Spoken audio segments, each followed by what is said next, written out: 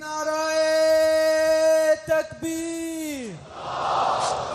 हजरत मोहम्मद मुस्तफ़ा इस्लाम अहमदियत गुलाम अहमद की खिलाफत अहमदिया हजरत खलीफतुल मसीहिल खामिस हजरत अमीरुल मोमिनीन नाराए तकबीर।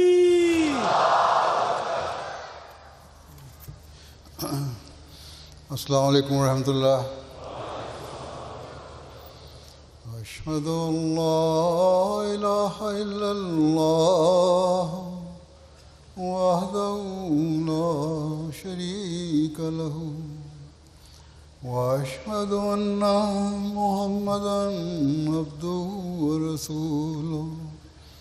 अम्मा बअदु फ़अऊज़ु बिल्लाहि मिनश शैतानिर रजीम। बिस्मिल्लाहिर रहमानिर रहीम। अल्हम्दुलिल्लाहि रब्बिल आलमीन। अल्हम्दुलिल्लाहि रब्बिल आलमीन। अर्रहमानिर रहीम। मालिक यौमिद्दीन। इय्याका नअबुदु व इय्याका नस्तईन।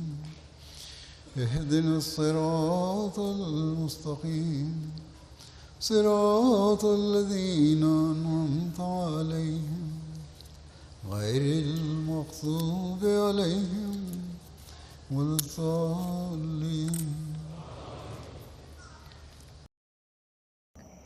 Magbibigay ako ng ilang pahayag tungkol sa pagmamahal ni Hazrat Masih Maud salam sa kanyang imam, ang banal na propeta Muhammad Mustafa sallallahu alaihi wasallam. Ang lahat ng ito ay pinaliwanag niya sa kanyang mga aklat at mga talumpati. Napakalawak ng mga detalyeng ito kahit hindi ito maaaring ipaliwanag sa isang talumpati lamang. Ngunit ang ilang mga halimbawa na aking ibibigay, tunay na nagbibigay ng pagkakaintindi at kamalayan sa matayog na ranggo, darajat at karangalan ng banal na propeta sallallahu alaihi wasallam at sa pagmamahal ni Hazrat Masih Maud alayhi salam na nagpatunay ng kanyang sakripisyo sa pagmamahal na ito.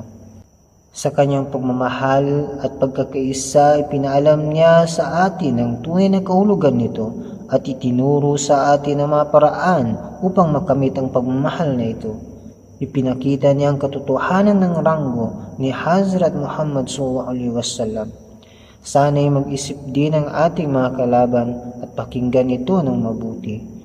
Mula nang ipinahayag ni Hazrat Masih Maud salam ang kanyang pag-aangkin, pinaratangan siya ng mga kalaban ng Ahmadiyya. Nauzubillahi min zalik, siya ay lumapastangan kay Hazrat Muhammad sallallahu alaihi wasallam at walang pagpapatawad para sa ganitong kasalanan.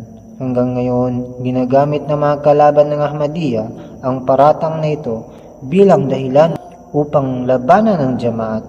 Sa totoo lang, ang mga interes ng mga pekeng reliyosong pinuno ang kanilang pinaglalaban na nakabalot sa kanilang reliyosong kasuotan upang mapanatili ang kanilang kapangyarihan sa kanilang mga tagasunod.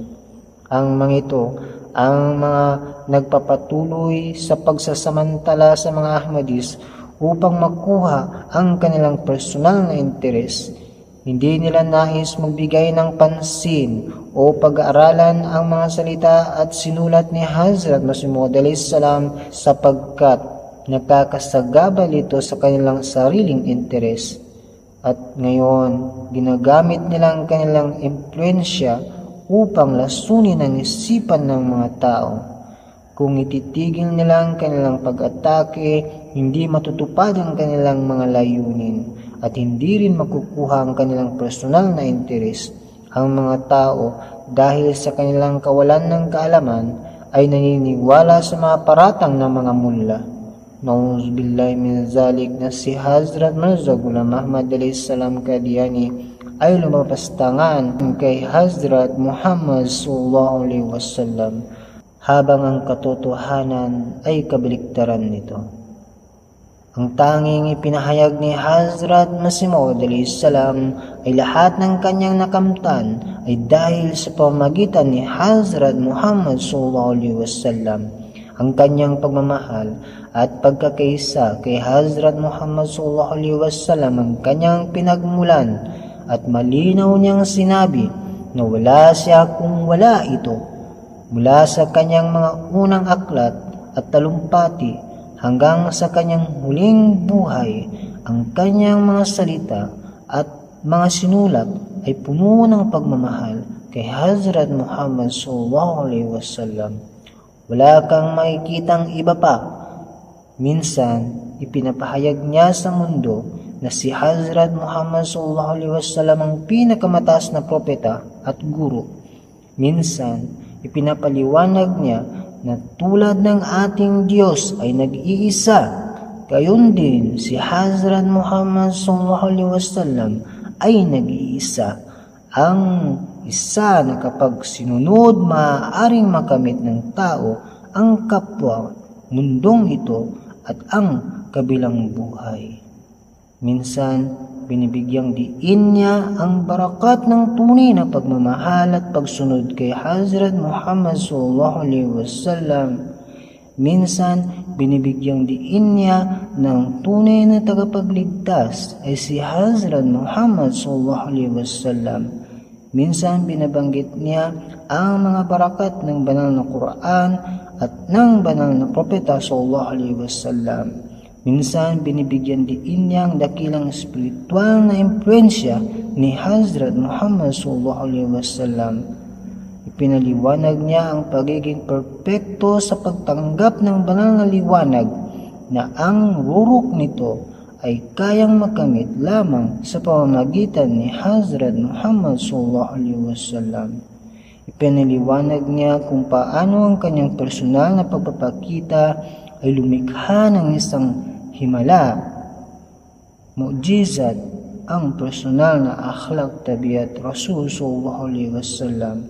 Minsan ipinahayag niya na ang lahat ng kanyang natanggap ay dahil kay Hazrat Muhammad sallallahu alaihi wasallam. Ipinapaliwanag niya na ang pagsunod kay Hazrat Muhammad sallallahu alaihi wasallam ay ginagawang minamahal ng Diyos ang isang tao. Ito ang ipinapahayag ng Diyos na upang maging minamahal ng Diyos, dapat sundin si Hazrat Muhammad sallallahu alaihi wasallam. Qul in kuntum tuhibbunallah fattabi'uni yuhibbukumullah. Walang ibang daan kung susundin mo si Hazrat Muhammad sallallahu alaihi wasallam, magiging minamahal ka ng Diyos. Upang maging minamahal ng Diyos, ito lamang ang tanging daan. Minsan, ipinapahayag niya na ang bawat bukal ng barakat ay nagmumula kay Hazrat Muhammad sallallahu alaihi wasallam. Ipinahayag niya na upang maging dalisay at banal, mahalaga ang paniniwala kay Hazrat Muhammad sallallahu alaihi wasallam. Ipinahayag niya na si Hazrat Muhammad sallallahu alaihi wasallam ay ang perpektong propeta, Rasul Karim, at walang ibang propeta ang nakarating sa antas ng kanyang pagiging perpekto. Ipinahayag din niya na lahat ng naunang mga propeta ay kabilang sa umma ni Hazrat Muhammad sallallahu alaihi wasallam. Ipinahayag niya na ang antas ng pagsakripisyo, korban ni Hazrat Muhammad sallallahu alaihi wasallam para sa Diyos ay hindi maaaring pantayan ng sinuman. Ipinahayag din niya na ang liwanag na ibinigay kay Hazrat Muhammad sallallahu alaihi wasallam ay walang katumbas. Ipinahayag niya na kahit si Hazrat Isa alayhi salam o anumang propeta ay hindi nakapagdulot ng muling pagkabuhay ng ruh tulad na ginawa ni Hazrat Muhammad sallallahu alaihi wasallam. Ang sinasabi ng mga Kristiyano tungkol kay Hazrat Isa alayhi salam na bumuhay ng mga patay ay isang maling paniniwala. Ang pinakamatayog na espiritual na muling pagkabuhay ay pinagkaloob lamang kay Hazrat Muhammad sallallahu alaihi wasallam at ito ay tumutukoy sa espiritual na paggising. Dahil sa kanyang posisyon, binuhay ni Hazrat Muhammad sallallahu alaihi wasallam ang mga espiritual na patay sa pamamagitan ng kanyang impluensya. Ipinahayag niya na ang epekto ng pag-ibig ni Hazrat Muhammad sallallahu alaihi wasallam sa Diyos ay ganoon kalalim sa kanyang mga kasamahan na sila rin ay nalunod sa pag-ibig na ito. At ang ganitong antas ng personal na pagpapakita, akhlaq, uswatun hasana, akhlaq karim sallallahu alaihi wasallam ay hindi ipinamigay sa sinuman. Paulit-ulit niyang binibigyang diin na lahat ng kanyang natamo ay dahil kay Hazrat Muhammad sallallahu alaihi wasallam at sa pamamagitan ng pagsunod sa kanya, makakakuha ng liwanag na hindi makukuha kahit na sa pamamagitan ng libu-libong taon ng pagsisikap. Ipinahayag din niya ang pagtatag ng kaisahan ng Diyos. Ang pagtauhid sa Allah Ta'ala ay isang layuning itinaas ni Hazrat Muhammad sallallahu alaihi wasallam sa pinakamataas na antas na hindi kayang pantayan. Tanging si Hazrat Muhammad sallallahu alaihi wasallam ang nakapagtaguyod nito. Ipinahayag niya na ang mga perpekto ng tao ay ipinakita lamang sa pamamagitan ng buhay ni Hazrat Muhammad sallallahu alaihi wasallam. Ang kanyang buhay ay ang perpektong halimbawa, walang katulad. Mula sa bawat aspeto ng kanyang buhay, ipinapakita ang mga perpekto ng tao. Ipinahayag din niya na ang paniniwala ng mga Kristiyano na si Hazrat Isa alayhis salam ligtas mula sa kasamaan ay isang maling interpretasyon. Lahat ng mga propeta ay ligtas mula sa kasamaan. Ngunit ang pinakabanal sa lahat ng banal ay si Hazrat Muhammad sallallahu alaihi wasallam. Ipinahayag din niya na si Hazrat Muhammad sallallahu alaihi wasallam ang tagapagligtas, Shafi, na binigyan ng Diyos ng karapatang maging tagapamagitan, magsyafaat sa araw ng paghukom. Si Hazrat Muhammad sallallahu alaihi wasallam ang pinagkalooban ng katungkulan ng tagapamagitan, makasyafaat sa tao. Ipinahayag din niya na ang bawat pagpapala, barakat, ay nakasalalay sa pagsunod kay Hazrat Muhammad sallallahu alaihi wasallam. Walang banal na pagpapala na maaaring makamtan ng hindi sinusunod siya. Tungkol sa kanyang sarili, ipinahayag ni Hazrat Masih Maud alayhis salam na natagpuan niya ang Diyos sa pamamagitan ni Hazrat Muhammad sallallahu alaihi wasallam. Ipinahayag din niya ng ating minamahal na banal na propeta sallallahu alaihi wasallam ay ligtas mula sa kasamaan at siya ang khatamun nabiyyin. Walang sinuman ang nakarating sa antas na iyon at malinaw niyang ipinakita sa mga kalaban ng makayog na moralidad ni Hazrat Muhammad sallallahu alaihi wasallam ay napakataas. Ipinahayag niya ang liwanag, nur at kaluwalhatian ng ranggo, darajat ni Hazrat Muhammad sallallahu alaihi wasallam sa mundo. Ipinaliwanag niya ang konsepto ng khataman nabiyyin kay Hazrat Muhammad sallallahu alaihi wasallam at ipinakita sa mundo na walang bagong batas na maaaring dumating pagkatapos niya. Walang bagong syariah na maaaring dumating pagkatapos niya. At wala nang ibang propeta na maaaring magdala ng bagong batas, bagong syariah. Dahil natapos na ito sa kanya, sallallahu alaihi wasallam. Ang napakataas at dakilang antas na kamtan ni Hazrat Muhammad sallallahu alaihi wasallam ay walang sinumang iba pa ang nagkaroon. Ipinahayag ito ni Hazrat Masih Maud alayhis salam ng napakalinaw at may katiyakan. Walang sinumang nilikha ng Diyos ng may higit na pagmamahal at awa sa kanyang puso kaysa kay Hazrat Muhammad sallallahu alaihi wasallam. Malinaw niyang ipinakita na si Hazrat Muhammad sallallahu alaihi wasallam ang sagisag ng habag ng Diyos sa buong sangkatauhan, rahmatan lil alamin. Pagkatapos, partikular na iniutos niya sa kanyang mga tagasunod na magpadala ng mga panalangin, durud kay Hazrat Muhammad sallallahu alaihi wasallam. Tinuruan niya sila kung paano tamang ipanalangin ang durud at anong tamang layunin sa paggawa nito. Malinaw niyang ipinaliwanag kung ano ang mga pagpapala ng durud, salawat, at paano ito dapat gawin ng may puso. Muling ipinagbigay alam niya ito sa kanyang jamaat at binigyang diin na hindi makakamtan ng mga tao ang pagpapala ng Diyos nang hindi sumunod kay Hazrat Muhammad sallallahu alaihi wasallam at nang hindi nagpapadala ng mga panalangin sa kanya. Ang mga benepisyong espiritual na ito ay pinahayag na paulit-ulit mula pa sa simula ng Ahmadiyyat. Ang mga kalaban ay patuloy na sinusubukang galitin ang damdamin ng masa gamit ang maling pangunawa ng konsepto ng Khataman Nabiyyin at ginagamit ito bilang kasangkapan laban sa Jamaat Ahmadiyya. Ang mga pahayag na binabahagi ko ay ilan lamang mula sa napakaraming ebidensya ng pagmamahal ni Hazrat Masih Maud alayhi salam kay Hazrat Muhammad Mustafa sallallahu alaihi wasallam. Ang mga ito ay matatagpuan sa mga aklat at mga sinulat ng Jamaat. Ngayon, ipapakita ko rin ang ilang mga gawa ni Hazrat Masih Maud alayhi salam na malinaw na nagpapakita ng kanyang napakalalim na pagmamahal at pagkakaisa kay Hazrat Muhammad sallallahu alaihi wasallam at kung paano niya ipinakita ang damdaming ito ng buong kababaang loob.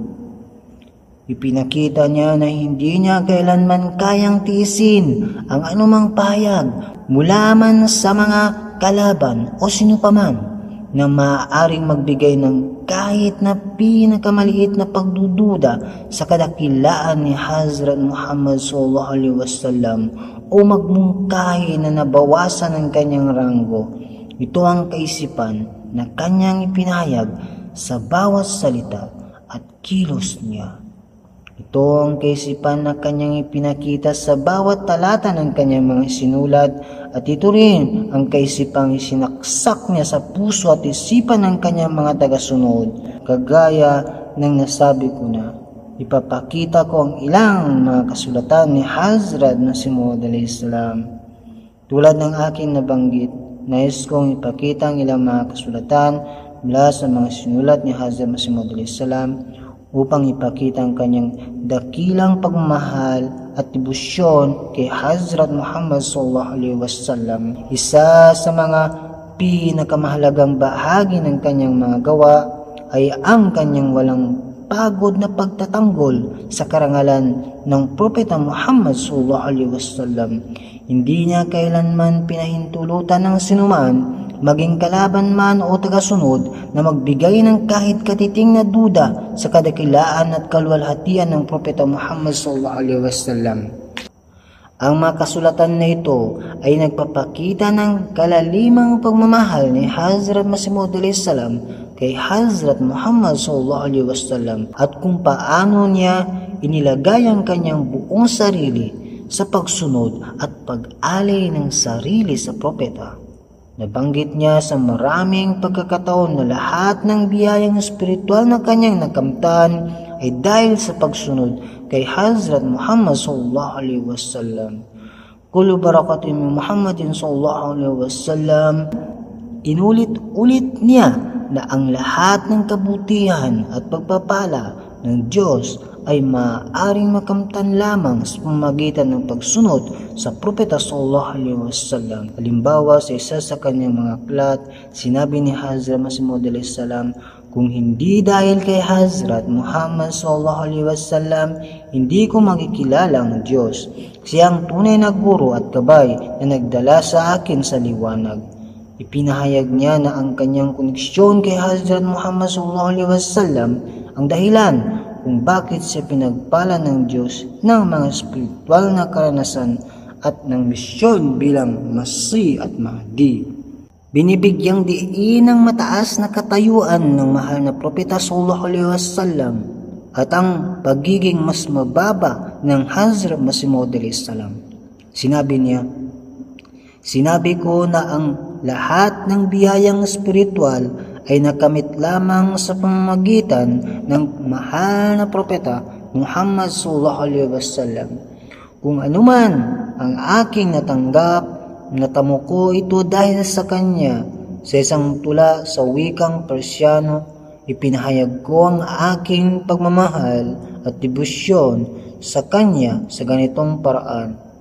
Kung ang pagiging mapagmahal kay Hazrat Muhammad sallallahu alaihi wasallam ay tinuturing na nakafir, kawalan ng pananampalataya, tunay na ako ang pinakamalaki sa lahat ng mga kafir, sapagkat ako ay puspos ng pag-ibig kay Muhammad sallallahu alaihi wasallam. Matapos ang Diyos, kung ito ay tinatawag na kafir, ako ang pinakamatinding kafir na tao sa mundo. Marami akong tula at mga pahayag na nagpapatotoo sa aking pagmamahal kay Hazrat Muhammad sallallahu alaihi wasallam.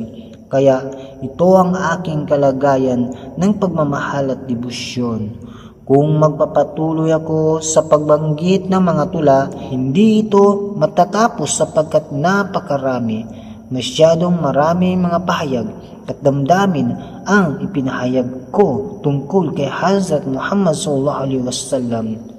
At aming nakita ang Diyos sa pamamagitan ng propetang ito at ang pintuan ng banal na kapahayagan na sarado para sa ibang mga bansa ay binuksan para sa amin dahil sa Kanya sallallahu alaihi wasallam.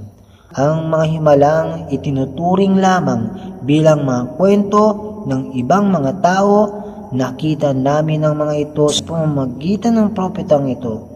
Natamo namin ang napakataas na antas ng biyaya at pabor na walang kapantay maliban sa Diyos.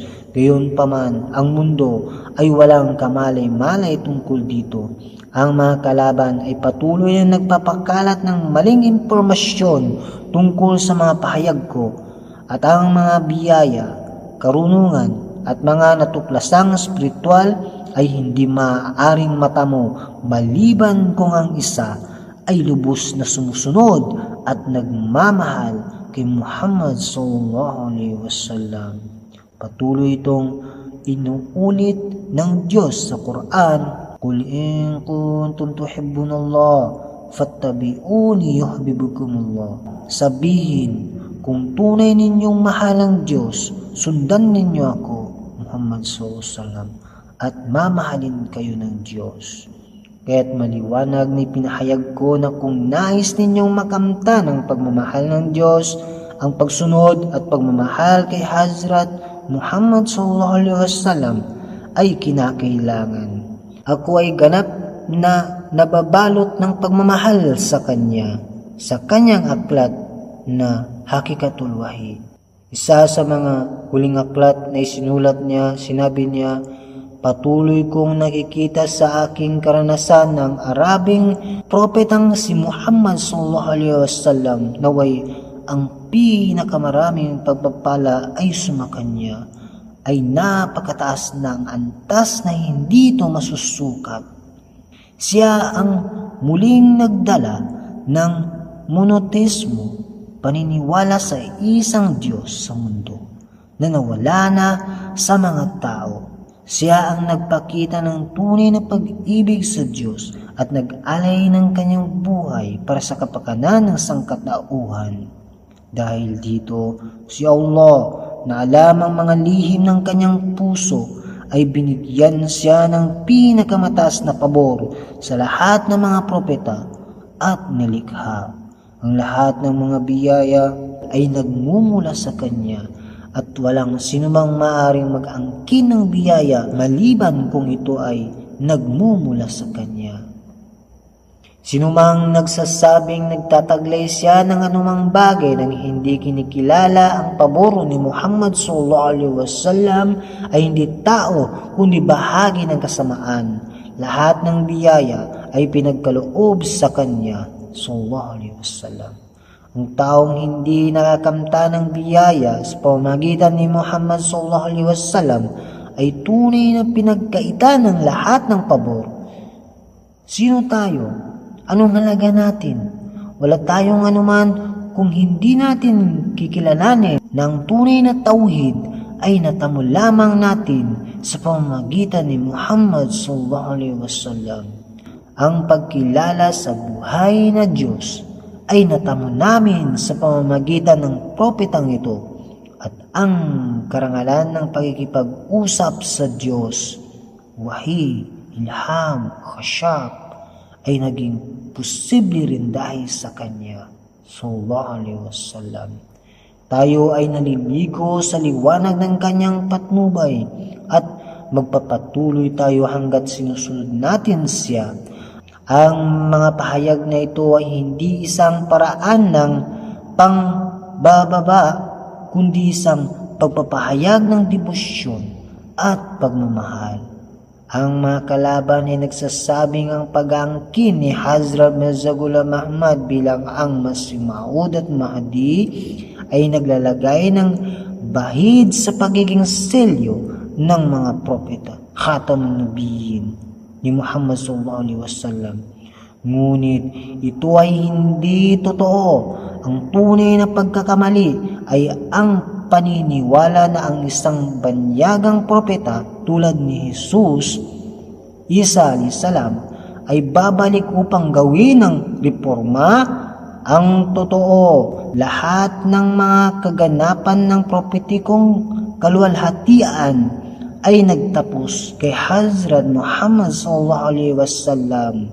Sa aking buong paniniwala, sinasabi ko na ang lahat ng mga kaganapan ng propetikong karangalan, sa aking buong paniniwala, sinasabi ko na ang lahat ng mga kaganapan ng mga nabi, rasul, mga karangalan, sa aking buong paniniwala, sinasabi ko na ang lahat ng mga kaganapan ng mga nabi, mga rasul, mga kani-kanilang mga karangalan ay nagtapos kay Hazrat Muhammad sallallahu alaihi wasallam. Walang propeta ang maaaring magpatuloy ng hindi kinuha ang mga biyaya mula sa kanya. Ang sinumang nag-aangkin ng propetikong misyon, pagnabi, nubuwat, o rasul na hindi kumukuha ng inspirasyon mula sa kanya ay isang taong malayo sa Diyos. Sinumang hindi kinikilala ang kapangyarihang espiritual ni Muhammad sallallahu alaihi wasallam at ang kanyang walang hanggang propesya ay hindi makakaunawa sa kahulugan ng propesya. Ngunit sa pamamagitan ng kanyang biyaya, ipinagkaloob niya ang titulo ng pagiging Masih at Mahdi sa akin at natamo ko ito sa ilalim ng kanyang ilaw. Kung ang paniniwala na ito ay tinuturing na kufr, ako ay malugod na tinatanggap ang kufr na ito, sapagkat ito ay nagpapatunay lamang ng kadakilaan at walang hanggang epekto ni Muhammad sallallahu alaihi wasallam. Ang mga kalaban na hindi kayang maunawaan ng mga katotohanan ng espiritual na biyaya ay patuloy na nagkakamali sa kanilang mga pagkakahulugan, sa kanilang mga interpretasyon. Pagdating sa aking pagkikipag-usap sa Diyos, ipinahayag ko na ang lahat ng natamo ko ay sa pamamagitan ng pagsunod kay Hazrat Muhammad sallallahu alaihi wasallam. Wala ako kung wala siya. Ngayon, walang ibang propeta ang darating na may bagong batas. Ang isang propeta ay maaaring dumating, ngunit siya ay dapat na isang tagasunod, umma ni Muhammad sallallahu alaihi wasallam, at ako ay isa sa kanila. Kaya't ako ay isang tagasunod at isang propeta sa diwa ng pagtanggap ng kapahayagan. Ngunit ito ay direktang nagmumula sa biyaya ng pagiging tagasunod ni Muhammad sallallahu alaihi wasallam, Nabi Ummati. Ang aking pagiging propeta, Nabi, ay wala kundi isang anino ng propetikong biyaya ni Muhammad sallallahu alaihi wasallam. Kung alisin mo ang kanyang biyaya, ang aking pagiging propeta ay mawawala. Sinumang hindi kinikilala ito at nagsasabing natamo ko ang anuman ng walang kinalaman kay Muhammad sallallahu alaihi wasallam ay nagpapataw ng kasinungalingan sa Diyos. Hindi ito naroroon sa anumang bagay sa lupa o sa kalangitan, kundi sa tao lamang. Sa pinaka-perpektong anyo ng tao na ang kaluluwa at pagiging perpekto ay kinatawan ng ating Ginoo. Ang liwanag na ito, ang pinuno ng mga propeta, si Muhammad Mustafa sallallahu alaihi wasallam. Kaya't ang liwanag na ito ay pinagkaloob sa tao at ayon sa kanilang ranggo sa mga taong sumusunod sa kanya na mayroong kaunting mga katangian ng kanyang kulay, ang mga tagasunod na tunay sa kanyang landas, at ang kadakilaang ito ay natagpuan ng perpekto sa ating Ginoo at gabay, ang Propeta Muhammad Mustafa sallallahu alaihi wasallam. Ang kanilang pagpapahayag ng pagmamahal sa Allah mula pa noon ay makikita sa isang liham na isinulat nila sa mga matuwid at mga pinuno ng Arabia sa wikang Arabi. Ang bawat salita sa pagsisimula ng liham na ito ay nagpapahayag ng kanilang wagas na pagmamahal kay Muhammad sallallahu alaihi wasallam. Sila ay nagsabi, "Assalamu alaikum, o mabubuting tao ng Arabia, o mga tagapagtanggol ng Islam, at mga kapitbahay ng banal na bahay, ang Kaaba. Kayo ang pinakamagaling na komunidad ng Islam. Kayo ang pinakamataas na tao ng Allah. Walang sinumang komunidad ang maaaring umabot sa inyong kadakilaan. Tunay, kayo ay may karangalan at mataas na antas. Ang pinakadakilang karangalan ay pinagkaloob sa inyo dahil ang pinakamabuting propeta, si Muhammad Mustafa sallallahu alaihi wasallam, ay mula sa inyo. Ang inyong lupain ang kanyang tahanan at dito siya isinilang. Alam ba ninyo kung sino ang propetang ito? Siya ay si Muhammad Mustafa, ang pinuno ng mga propeta, ang huli ng mga sugo, akhir at ang pinuno ng lahat ng nilalang. Ang kanyang pagpapala ay naroon sa bawat nilalang na lumalakad sa mundo.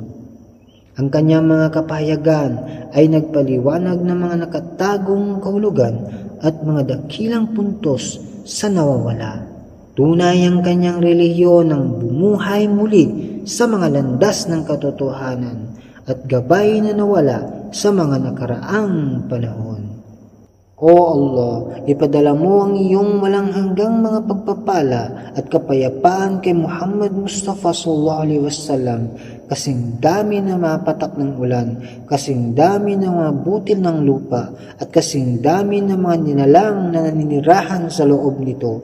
Ipadala mo sa kanya ang aming mga pagpapala, kasing dami ng mga bituin sa kalangitan at kasing dami ng mga nakikitang at nakatagong mga bagay. Mapalad ang jamaa na tinanggap si Muhammad sallallahu alaihi wasallam at ipinasa ang kanyang mensahe sa kanilang mga balikat. Mapalad ang puso na nakarating sa kanya at naging isa sa kanyang pagmamahal na nilamon ng pagmamahal sa kanya. O mga naninirahan sa lupaing ito na pinabanal ng mga yapak ni Muhammad Mustafa sallallahu alaihi wasallam, naway pagkaloob ng Allah ang kanyang awa at kasiyahan sa inyo. Ako ay umaasa na kayo ay nasa mabuting kalagayan.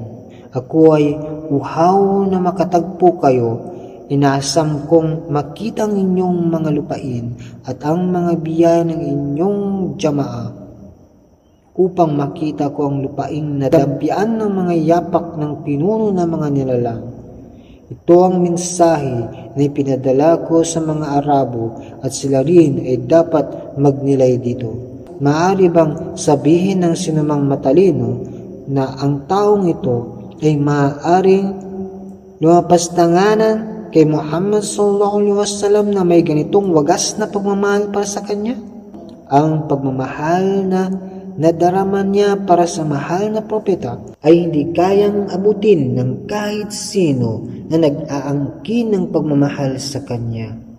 Sa kasalukuyan ngayon, maraming insidente ng paglapastanganan sa Islam at sa Quran ang nagaganap sa mga non-Islamic country. Noong panahon ni Hazrat Masih Maud alayhis salam, ito rin ang nangyayari at nangunguna rito ang mga Kristiyanong misyonero. Sa isang pagkakataon, sinabi ni Hazrat Masih Maud alayhis salam na ang mga misyonaryong Kristiyano ay bumuo ng napakaraming kasinungalingan laban kay Rasulullah sallallahu alaihi wasallam at ginagamit ito upang iligaw ang maraming tao.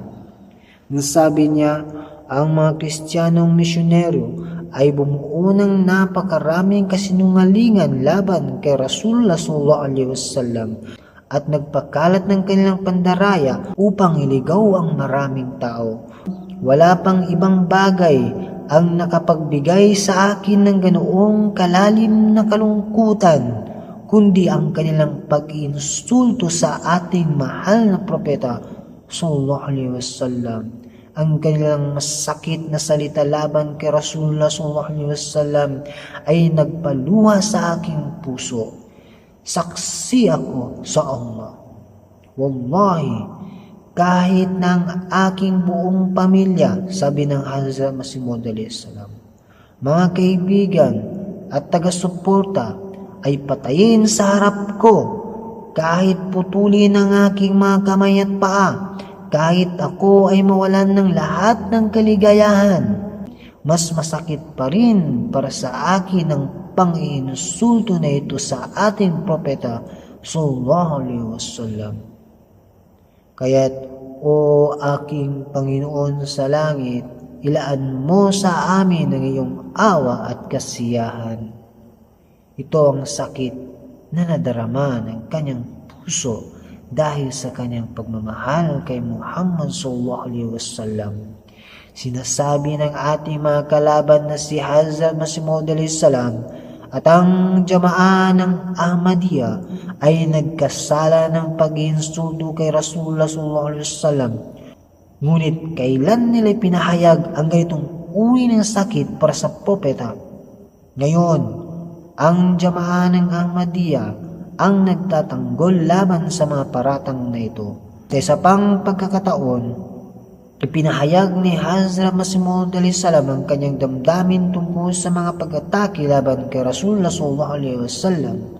Sa panahong ito, gaano karaming paglapastanganan ang ginawa laban kay Rasulullah sallallahu alaihi wasallam at ang Sharia ng Allah. Maaari bang matagpuan ang anumang halimbawa nito sa ibang panahon? Hindi ba totoo sa maikling panahon, halos 1 milyon ang naging Kristiyano sa India at napakaraming mga libro laban sa Islam ang naisulat? Ang ganitong uri ng paninira at panlalait ay pinakalat at ang mga anak ng mga pinakamarangal na mga pamilya, maging ang mga inapo ng propeta ay naging mga Kristiyano at mga kalaban ni Rasulullah sallallahu alaihi wasallam.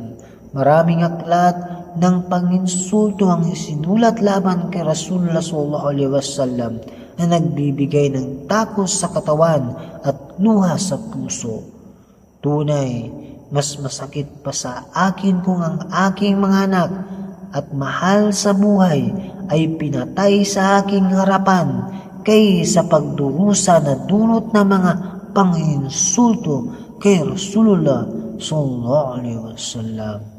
Ang pagmamahal at dangal para kay Rasulullah sallallahu alaihi wasallam ay pinahayag ni Hazrat Masih Maud alayhis salam ng kanyang sabihin, Paano kami makikipagkasundo sa mga tao na patuloy na nilalapastanganan ng ating mahal na propeta?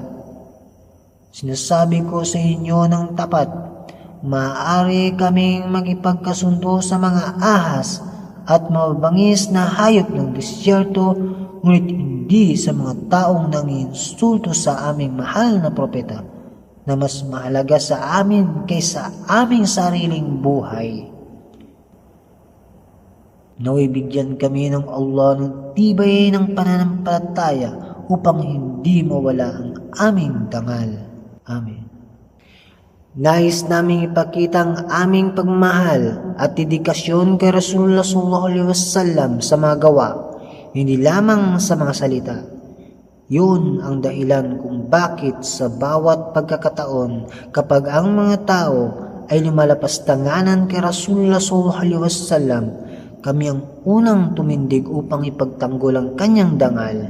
Kung kinakailangan, kami ay handang magsakripisyo ng aming mga buhay at lahat ng aming mahal sa mundo upang ipakita ang aming pagmamahal sa Kanya.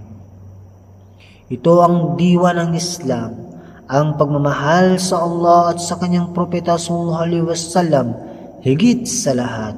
At itong pagmamahal na ito na naramdaman namin mula sa kaibuturan ng aming puso ang siyang nag-uudyok sa amin na ipagtanggol ang kanyang dangal laban sa lahat ng pag-atake at pag-insulto kahit na anong mangyari. Sa panahon ngayon, maraming mga taong walang respeto sa relihiyon o sa mga banal. Ang mga ito ay walang takot sa Allah at wala silang habas na nilalapastanganan ng mga propeta, ngunit hindi kami tahimik na manonood. Bilang mga tagasunod ni Rasulullah SAW, kami ay may pananagutan na ipagtanggol ang kanyang pangalan at reputasyon at ituro ang katotohanan sa mga maling pananaw tungkol sa kanya.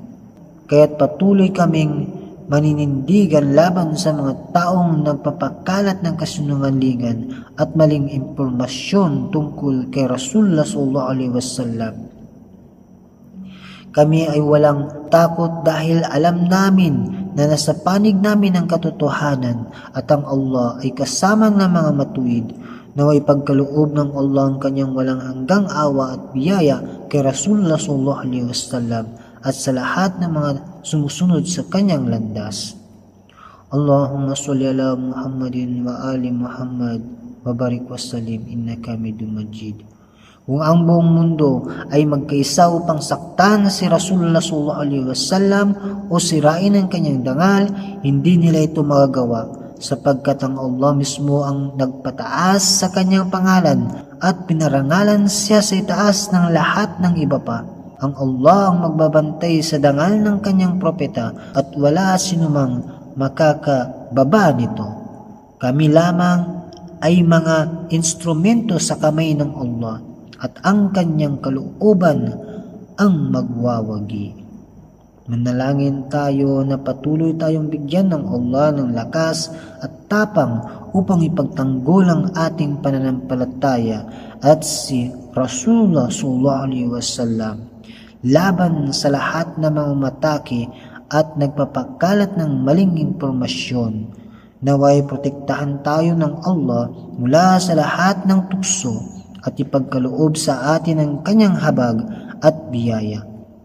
Habang tinatalakay ang kadakilaan ni Propeta Muhammad SAW, sinabi ni Hazrat Masih Maud salam ng ating Propeta SAW ay isang dakilang tagapagpanibago, mujaddid ng katotohanan, na muling nagdala ng nawalang katotohanan sa mundo.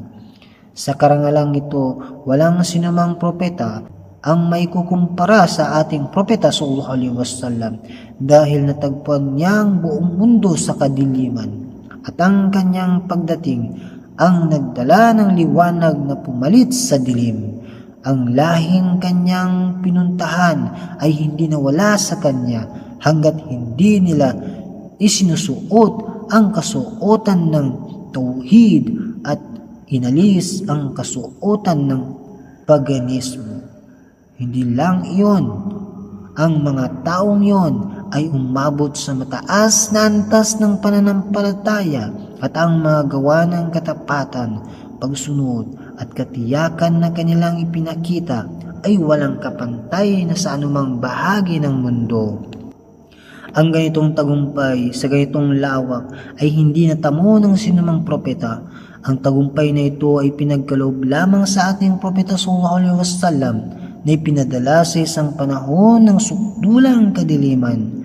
Ang kanyang pagdating ay naganap sa isang panahon ng matinding kawalang katarungan at pagsamba sa mga idolo. At pumanaw siya sa panahong milyong-milyong tao ang iniwan ng pagsamba sa mga idolo at niyakap ang tauhid at tamang landas. Ang ganap na pagbabago na ito ay natatangi lamang sa kanya. Kanyang tinuruan ng mga tao ng moralidad at pinanday ang kanilang pagkatao mula sa pagiging parang hayop hanggang sa pagiging tunay na tao.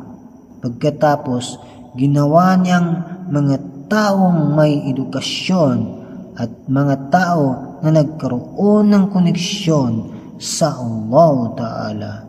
Ang spiritualidad ay kanyang pinalaganap at ang kanilang kaugnayan sa tunay na Diyos ay napalalim.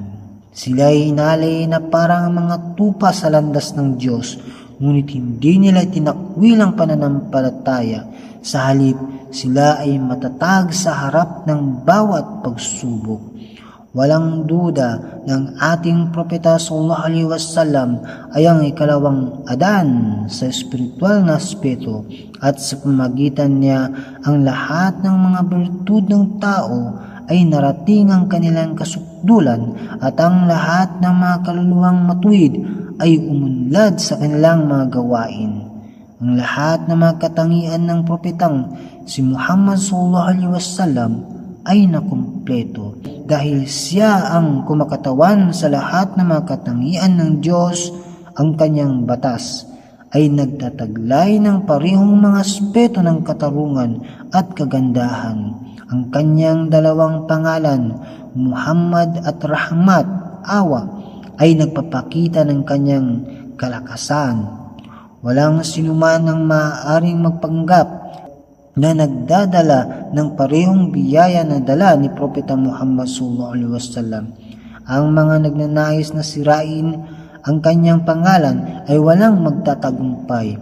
Siya ang nagpakatao sa mga nilalang na tila hayop, ginawang edukadong mga tao at hinubog ang kanilang pagkatao sa pinakamataas na antas ng espiritualidad. Ngunit sa kanilang mga masasamang gawain, ang kanyang magagandang aral ay binabaliwala.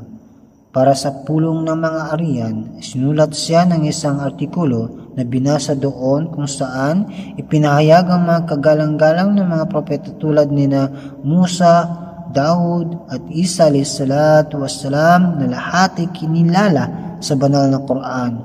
Kung si Propeta Muhammad sallallahu alaihi wasallam ay hindi dumating sa mundo at ang banal na Quran ay hindi pinahayag at kung hindi namin naranasan ang mga biyan na aming nakita, marahil ang katotohanan ng mga propetang ito ay nanatiling hindi tiyak para sa amin sapagkat ang mga kwento lamang ay hindi nagbibigay ng buong larawan. Ngunit dahil sa pagdating ni Propeta Muhammad sallallahu alaihi wasallam, ang lahat ng mga kwento ay naging tunay. Naunawaan namin ang kalikasan ng pagkipag-usap sa Diyos at kung paano natutupad ang mga panalangin. Ang lahat ng ito ay natamo namin sa pamagitan ng pagsunod sa Propeta Muhammad sallallahu alaihi wasallam. Kami ay kumapit sa isang propeta na malapit sa Diyos at kami ay puno ng pasasalamat sa Diyos sa pagbibigay sa amin ng gabay ng isang dakilang propeta. Si Hazrat Masih Maud nagsabi, habang pinapahayag ang kanyang paniniwala at relihiyon, sinabi niya na wala tayong ibang aklat maliban sa Quran at wala tayong ibang propeta maliban kay Muhammad Mustafa sallallahu alaihi wasallam. Ito ang ating paniniwala, ang ating pananampalataya at wala tayong ibang relihiyon maliban sa Islam. Naniniwala tayo sa bagay na ito na ang ating propeta sallallahu alaihi wasallam ay ang huling propeta at ang Quran ay ang huling aklat, at dapat tandaan na wala tayong ibang ipinagmamalaki maliban sa pagiging mga tagapaglingkod ng Islam. Inaangkin lamang natin na tayo ay mga tagapaglingkod ng Islam, at sinumang magpaparatang ng iba pa sa atin ay nagkakamali. Tayo ay tumatanggap ng mga biyaya sa pamamagitan ng ating mahal na propeta sallallahu alaihi wasallam, at sa pamamagitan ng Quran ay nakatatanggap tayo ng karunungan at kaalaman. Kaya't dapat walang taong magtanim ng anuman sa kanilang puso na laban dito, at walang alinlangan ang Diyos ang siyang nagpaparusa sa mga mapangapi, at kung hindi ngayon, tiyak na darating ang panahon na sila ay harap sa kanilang kapalaran. Sa isang lugar, sinabi ni Hazrat Masih Maud salam tungkol sa posisyon at ranggo ng propeta Muhammad sallallahu alaihi wasallam na siyang tao na sa kanyang pagkatao, mga katangian, mga gawain, mga aksyon at sa kanyang espiritual na mga kakayahan ay naging isang ganap na halimbawa ng perfection. Siya ang tinawag na ganap na tao, ang ganap na propeta na may kasamang ganap na mga biyaya. Siya ang dahilan ng espiritual na muling pagkabuhay kung saan ang mundo ay nasaksihan ng isang bagong pag-usbong. Ang taong ito ay walang iba kundi ang pinakamamahal na propeta, si Hazrat Muhammad Mustafa sallallahu alaihi wasallam. Allahumma salli ala Muhammadin wa ala ali Muhammadin kama sallaita ala Ibrahim wa ala ali Ibrahim innaka Hamidum Majid. Allahumma barik ala Muhammadin wa ala ali Muhammad kama barakta ala Ibrahim wa ala ali Ibrahim innaka Hamidum Majid. अब दुआ कर लें।